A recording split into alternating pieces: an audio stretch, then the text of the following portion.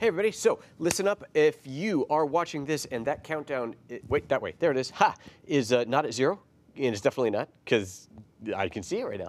You are, unless it is 9:21, ooh, almost that same time, you are not watching the live show. So here's the deal.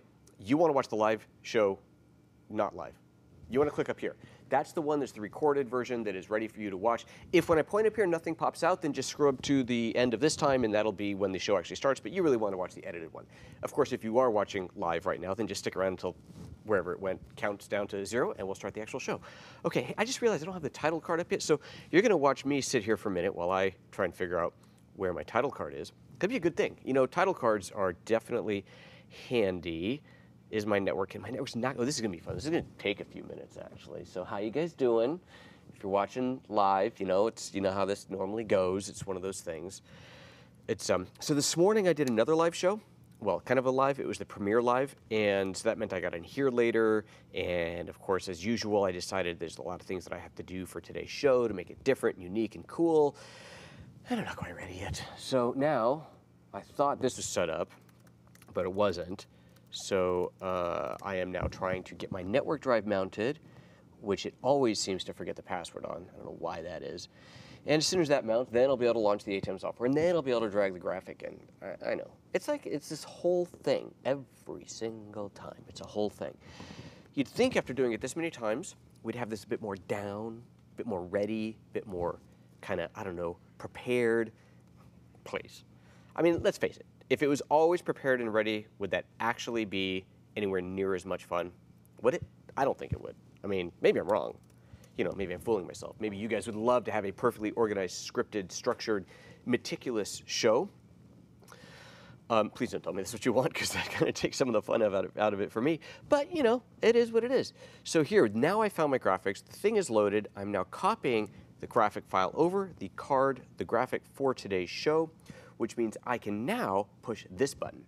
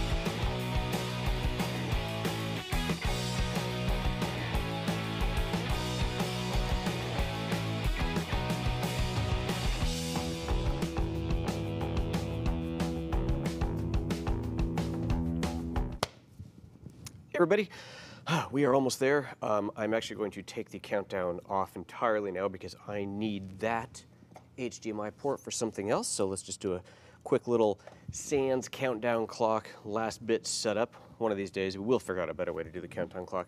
I kind of feel like it's, like me saying that, it's like Casey Neistat's thing of, where he says at the beginning of every Tech Tuesday video, for those of you who watch Casey stuff, you know, Dan didn't get to do the Tech Tuesday interview, intro this week, he'll do it next week. I kind of feel like that's the same thing. It's almost like a running joke. It's so bad that, that we know it's never actually going to happen, but I can keep saying it. I can keep on saying it.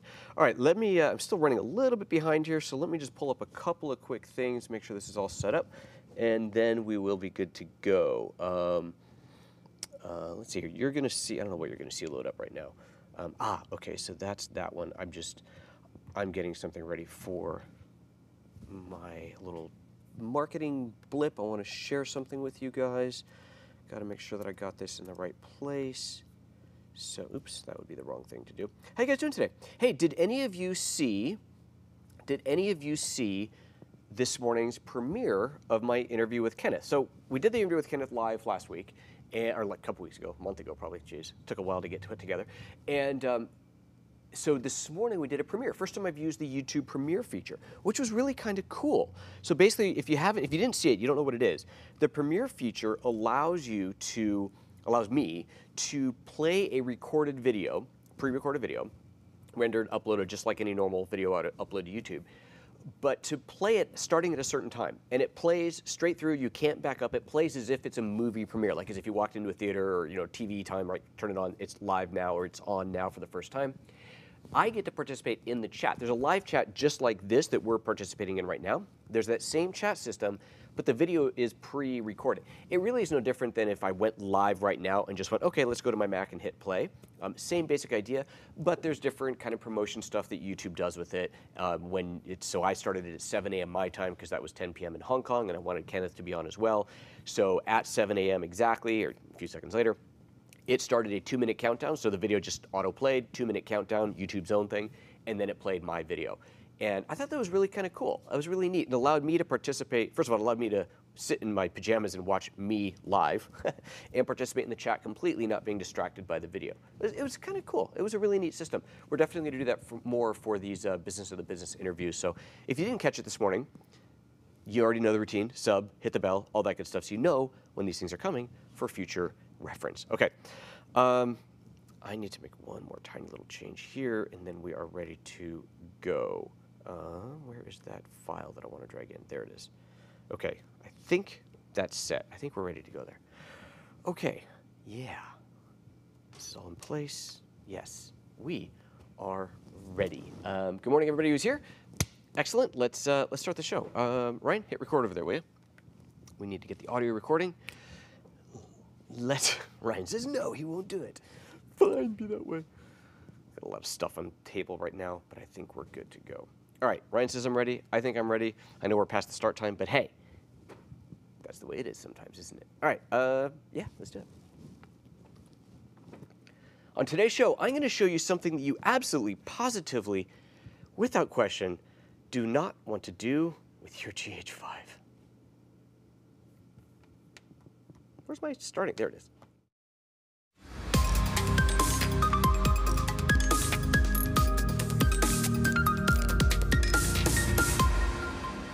Good morning. Welcome back to PhotoJoseph's Photo Moment, the first live 3 times a week show here at youtube.com/PhotoJoseph. We talk about all things photo, video, live streaming related. It has been a fun week. We've had a lot going on this week. My goodness, what a week it's been. There's been videos every single day, live shows every day. It's been fun.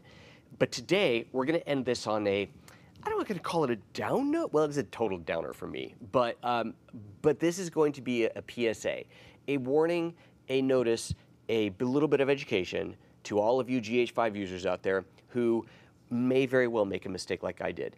And hopefully this will keep you from doing that ever. It's not an easy mistake to make. And as I take you through the mistake, you're going to go, well, duh.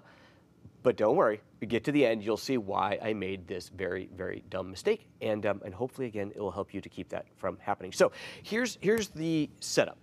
we've got in here a GH5, just so you know what I'm working with here. I've got my GH5, it's in a SmallRig cage, and I've got the Portkeys new 5-inch monitor on here that I am currently testing for review. We will, of course, be talking about that more in the future. I used it for the first time out in the field yesterday. It was quite good. I liked it a lot. It has some limitations. I will finish testing it and then give you a full report on that soon, but it's pretty cool. I'm digging it. Anyway, so that was the rig that I was shooting with yesterday. Okay, so that's what we got.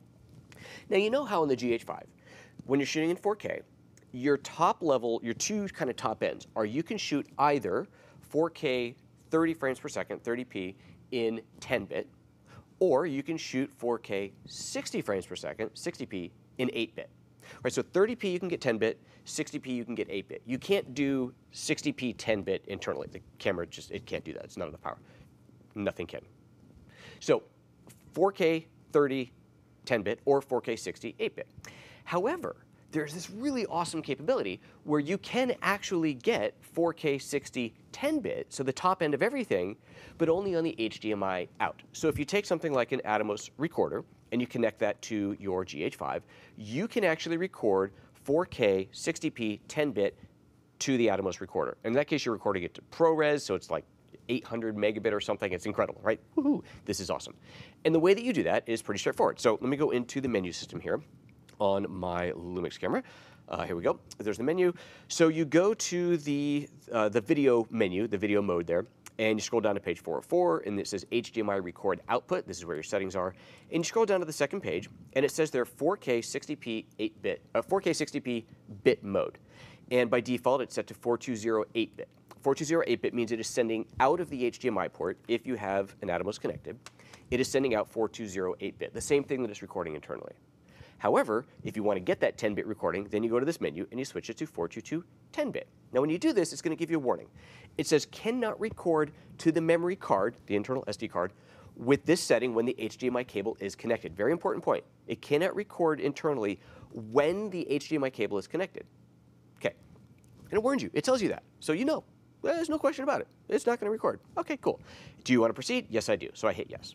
So now we're all good, right? So now let's take a look through the camera. And I am going to, actually, let's do this first. I'm going to disconnect the HDMI cable that was allowing you to just see that menu. We'll just take that off for now. We're done with that. Now let's look at the top-down view of the camera, right? Because I can't actually show you through the HDMI now with the HDMI disconnected. So you're looking at the top-down view. Hello, it's me. I'm going to hit record. And when I hit record, we see two things. We see a record light there, and we see this little indicator here. That tells me that it's recording to the SD card. That tells me that it's recording. So you'll see up here the mode that we're in. We're in the 60p 420 8-bit. Because we're in 420 8-bit and I'm recording internally, that's what I'm getting is 420 8-bit internal. So I'm getting the 8-bit 60p internal. Good to know. If I wanted to record the 422 10-bit 60p, I would have to hook up an external box. Okay, so let's do that. Right? So I'm going to take my recorder here, and I'm going to plug this thing in. All right, so that's plugged in now. And now let's take a look at the, so let me stop recording first. We'll just hit stop on there. Stop recording. Okay, there we go. I'm going to plug this guy in. Plug, hello, HDMI port. There you are. Plug that in, and let's go back to the top-down look. Now I'm going to hit record again, and it gives you an error. It says this operation is disabled in the current HDMI record output bit mode, 422 10-bit. So what it's telling me is that I have just tried to hit record while I have an external device connected, but it can't do that because it cannot record 422 10-bit internally. So saying, hey, you can't do that. Right, because the HDMI is sending out 422 10-bit. So if I want to record, I got to go to my Atomos and I hit record on here, right, which is what I would do. So I would go to the Atomos here and I would say, right, record, and I am now, well, actually hit the button. There we go, record, and I'm now recording 422 10-bit 60p on the Atomos device, right? Super. This is awesome. Stop that. So that's what I'm getting.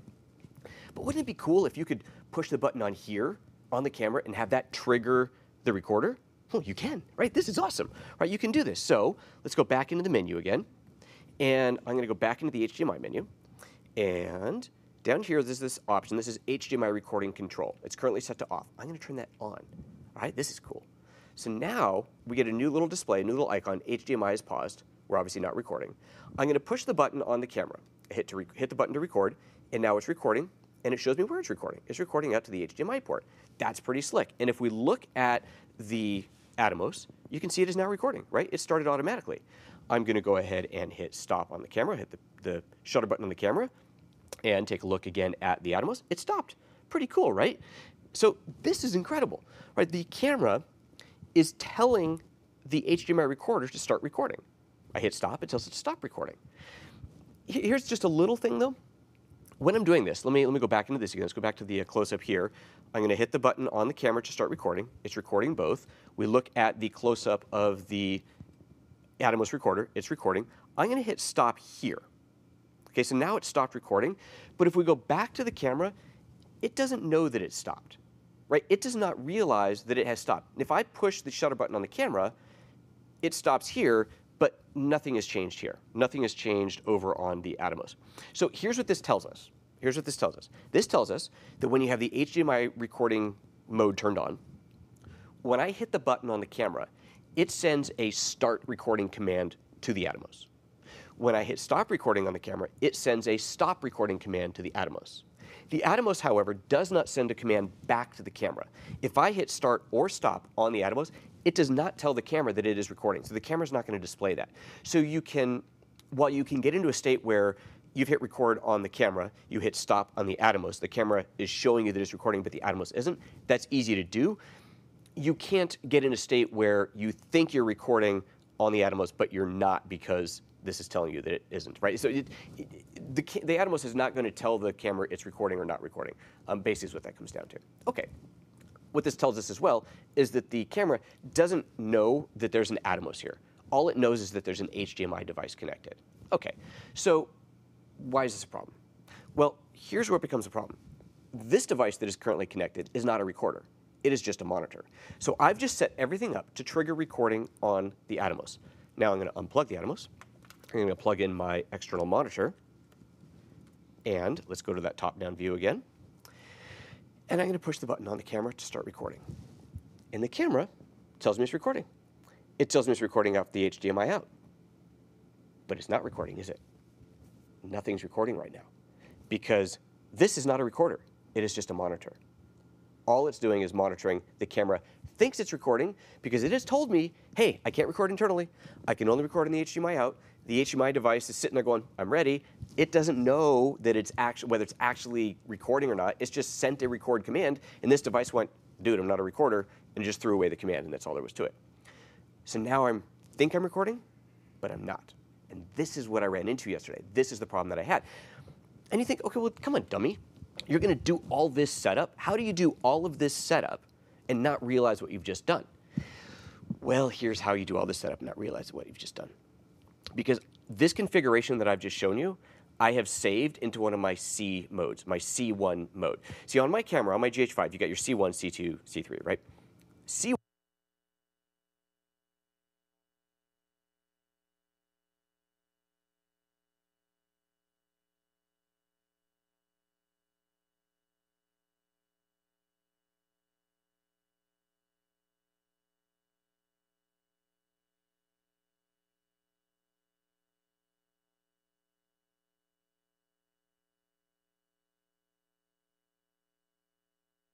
Excellent. Nothing like having your battery die in the middle of a show. I forgot to look at that. I looked at that one. It had two. This one apparently only had one. Okay. Whew. I don't even know where to pick that back up again. I was on such a roll. Okay. Mic issues. We're back. So, recap, because I have no idea where I was. The camera has told the external device to record. The external device is not a recorder. I have saved all the settings into the C1 setting. That's where I was. So C1 is currently set to do 4K 60p 8-bit internally, 4K 60p 10-bit externally. That's what's saved into the C1. My C2 setting is set to 4K 30p 10-bit internally. And I switch between those all the time. So I prefer to shoot in 60p, but if I'm hitting a situation where I see there's a lot more dynamic range, something where I think I might need a little bit more flexibility in the grade, I'm going to switch it over to 30p with the 10-bit. So I'm switching back and forth all day long. Those HDMI settings are programmed into my C1 settings. So when I go and, let's see here, now that I've set all this up, let me hit stop on the camera and go back to the overhead view. I'm going to switch the camera into C2, and I know you don't see me doing that, but I switched into C2. You see there it says 422 10-bit 2997. Great. So if I hit record now, it is actually going to record internally, right? So it is recording internally because this mode does two things. It records internally and it records over the HDMI. It gets both. Right, that's kind of cool. It's recording both. Of course, I don't have an HDMI recorder set up, so it's only recording internally, but I got my shots. I'll stop that recording. I'm going to switch the camera back to C1. And now you see it's in C1.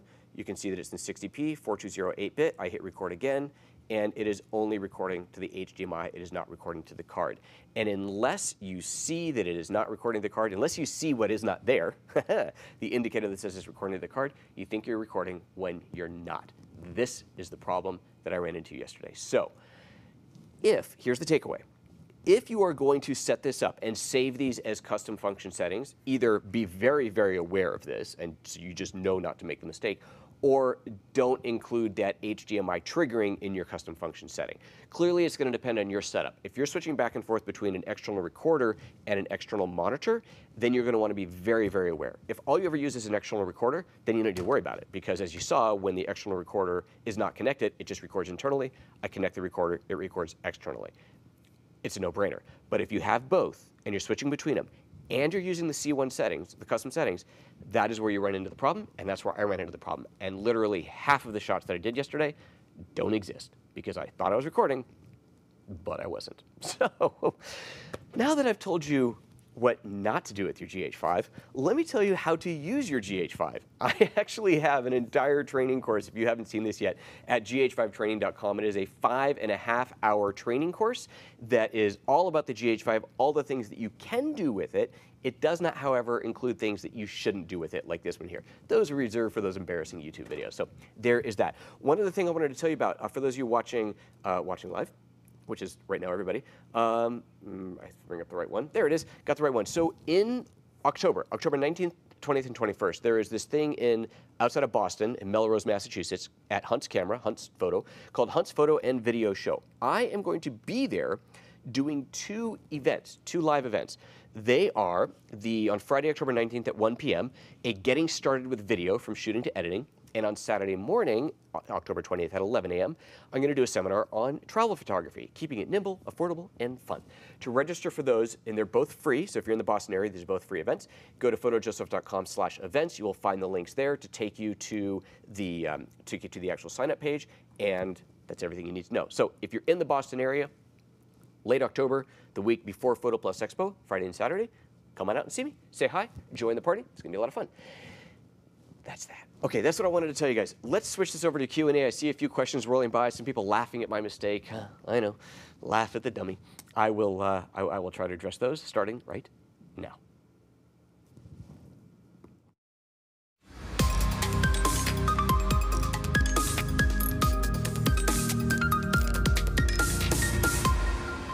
Greetings and salutations. Welcome back to PhotoJoseph's Photo Moment, the Q&A portion of the show. We just talked about a big bad mistake that I made with my GH5, and I hopefully am helping you to not make the same mistake with yours. So if you have no idea what I'm talking about, you click on this video first, click up here. That'll be the video that will be the one about this you want to watch, and then come back to here for the Q&A. So, good morning everybody who's watching live. Q&A show. For those of you who are watching live, you know what to do. If you got a question, any question, doesn't matter if it's related to this or not, put it in the chat, put it in the live chat, and make sure you put @PhotoJoseph in front of it so that I know that you've got a question. I can bring it up on screen like we have here. If you don't put @PhotoJoseph in front of it, I won't know it's for me, and I'll skip right past it. So if you already asked a question and you didn't do that, copy and paste the question back into the chat with @PhotoJoseph in front of it. Burns says, wow, the timing of the audio dropping out made me think my sound just died on my PC because you were pressing buttons. Well, good job. Yeah, my mic died in the middle of the show. It's just, if you watch the edited version, you're not going to see that, but you're still going to see me totally confused.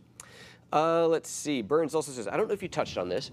HDMI control that we were talking about, like this, with the recording is known as CEC. I didn't know that, so I did not touch on it. This is common on TVs and DVD players of the same manufacturer, which is typically a one-way communication, which is exactly what we ran into. The camera is the DVD player, and the Atomos is the TV. Yep, I get it. One-way communication. It's telling it to start or stop recording. The device on the other end is not sending a signal back saying that it was successful or not. It's actually quite interesting where this technology has come from and is going. There's quite a bit of info on this, so a Google search would yield more information that I can type in the comments. Cool. Well, if you want to know more about how the pushing the button thing works and makes it trigger it, then by all means do that Googling. Search for consumer electronics control. If you just want to know that it works, just turn it on in your camera, and away you go, and it will work. That's all there is to it. Pretty straightforward. Let's see, any other questions going here? There's no other questions. How can there not be any other questions? Burns, you're the only person. Come on, guys. I know how this goes. We're going to do a little do-do-do-do, because I know what happens is if I sign off, then all the questions are going to come piling through. So we're just going to wait. Here, I'll cut this part out of the recorded video. I'm going to grab some water while you guys figure out some questions to ask. So just get some questions. I'll be right back. I'll be right back. You know, thirsty kind of work here, talking all day long. That's what this is. Thirsty work.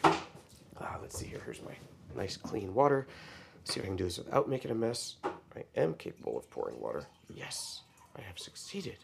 I can pour water. All right, back over to the show. See, I'm going to walk into a screen full of questions, aren't I? That's what I'm going to do. Walk into a screen full of... It's Burns, one more. Is nobody else watching? Burns, you're my only customer today. Burns pulled a sliver out of your hand. I thought you said silver. I thought Burns pulled silver out of his hand. I'm like, dude, come over here. Let's see if we can get gold. Oh, pull this sliver out of your hand. We can talk about that. No, that's okay. I don't really need to. I guess nobody really actually has any questions today. Oh, well, I guess that's that. I guess I have either stumped or made everybody go, oh my God, I'm going to go check my GH5 and make sure I don't have it set that way. Or you've all tuned out by now because you're like, yeah, I'm not that dumb. Hey, it could be anything. All right, well, APN TV is watching. Hey, brother, how you doing? Oh, good. Look at that. See, I knew we'd get one of them. Here come the questions. Ryan, do we have like a 6-week delay going on the feed today? SRO Digital, do you think you'll accommodate the new 10 to 25 into your lens lineup? Oh, yes. Oh, yes.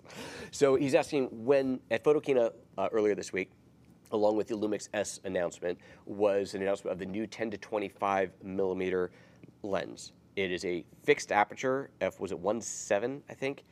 Ooh. Oh, that is, yeah, that, I would say that will probably replace the 8 to 18. As much as I love the 8 to 18, who wouldn't want a similar range? Actually, a little bit, okay, so it's not quite as wide, so I'd keep that 8 for probably for architectural work, but, because it's just a little bit wider. But that 10 to 25 makes for a heck of a all-purpose video lens, and that constant aperture is beautiful, and of course it has a clickless aperture. So you can change aperture while you're shooting without getting that stopping through your exposure. Now, to be fair, I do have one other lens that's a clickless aperture, that 25 f.95 Zhongyi lens. I prefer to change the light coming in with an ND filter, because if you're changing the aperture, then that also changes your depth of field, which could be used to effect, of course. If you want to have your depth of field expand or compress during a shot, that's kind of cool. You could definitely do that. But I'm more inclined to use an ND filter to do that. So the clickless aperture is less of an interest to me than the constant aperture f1.7 and the 10 to 25 range. I think it's a very, very exciting lens, so I cannot wait to get my hands on that one. Unfortunately, I have no idea when that's actually happening. That's when they announced it, they just announced development of it. Panasonic did not say when, so fingers crossed it'll be sooner rather than later, but I don't know. Max Tube says, what do you think about the new screen on the S1 and S1R? Okay, so what he's talking about is we are used to, on our GH5s, grab one that's not attached to something. And let me actually grab another camera as well as reference here. There we go. All right, so what he is saying, if you haven't seen yet, so the GH5, GH5S, the G9, pretty much all of the higher end level GH4 cameras from Lumix have what we call a fully articulating screen.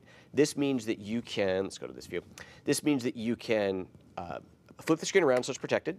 You can flip it this way so it's just screen out.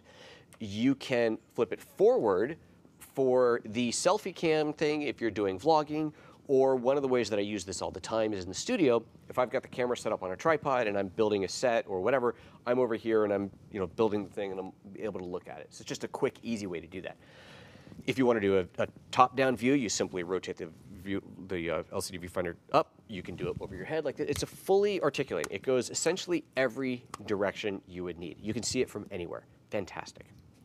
The GH5, the S1 and S1R are going to have a 3-axis articulating screen. Now this is the GX85. It has a 2-axis screen. The 2-axis screen does this. It folds up that way, or it folds down that way. The one on the S1 and S1R will also flip out this way. It's not a full 90 degree. It looks like it's maybe a 45 degree angle or so. The only place that I've actually seen this, because Panasonic did not show this in the announcement, but I can tell you this because I did see it on a video by Ben Fox, who is a vlogger out of the UK. He was at Photokina and he got into the back room where they were showing it privately, and he was able to shoot some video of that.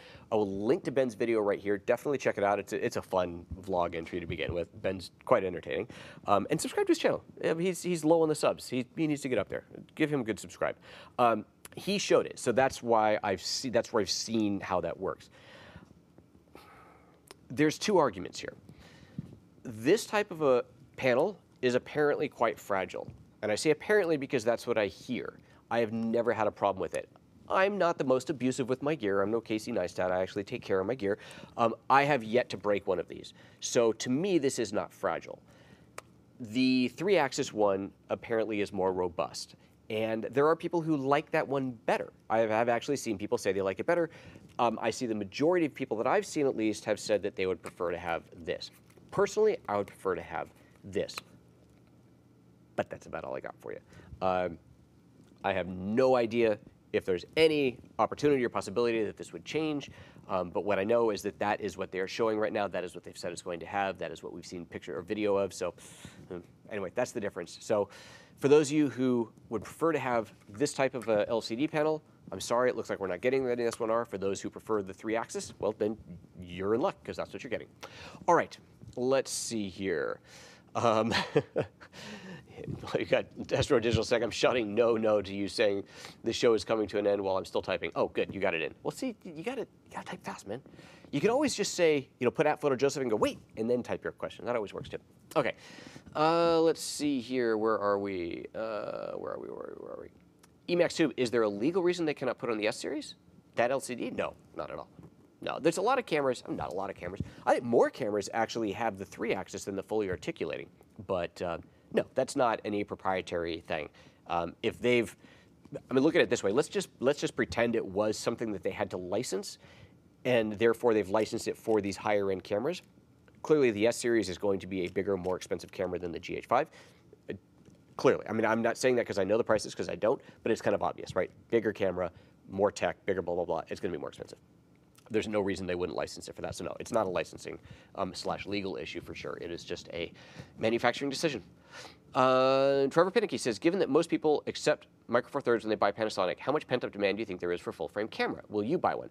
Well, I'm kind of lucky here. I don't have to buy it, right? Because I'm a Lumix ambassador, I will have one. Now, whether I'll have one to keep forever or I'll have one just long enough to show you, I don't know. No idea. But I will obviously have one to show you. If it was just my money, if it wasn't sponsored by Panasonic, would I buy one? Not likely, because I switched from full frames to Micro Four Thirds because I like the smaller size, right? I like the small size, the lower weight, I like this form factor, and the lower cost, right? I am able to do all the work that I need to do with these, and especially as I'm doing more and more video than still production these days, these things are perfect. But for those who insist on full frame, want full frame, will only shoot full frame, of which there are, of course, many people, then this is a great option. So here's what I would say. It is not about pent-up demand.